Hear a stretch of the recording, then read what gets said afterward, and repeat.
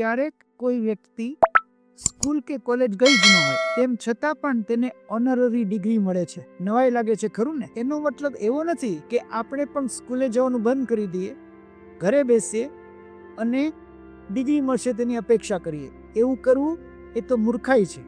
ભક્તિમાં પણ કંઈક એવું જ છે. કેટલાક દુર્લભ આત્માઓ એફર્ટ્સ કર્યા વિના પણ કૃષ્ણની કૃપા પામે છે, પરંતુ આપણા માટે એ માર્ગ નથી કે સાધના છોડી દેવી, નિયમોની અવગણના કરવી અને તેમ છતાં કૃષ્ણની કૃપાની અપેક્ષા રાખવી.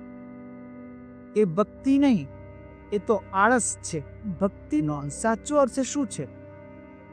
આપણે નિષ્ઠાપૂર્વક પ્રક્રિયાનું પાલન કરીએ, જપ કરીએ, શ્રવણ કરીએ, સેવા કરીએ અને આ પ્રયાસ સાથે ભગવાનની કૃપાની આશા રાખી. કારણ કે કૃપા એ શોર્ટકટ નથી. કૃપા આપણી નિષ્ઠા બદલ ઈશ્વરની મળેલી પરમ ભેટ છે. તો ચાલો શ્રદ્ધા રાખીએ કે સમય આવે કૃષ્ણ આપણા ઉપર અવશ્ય કૃપા કરશે.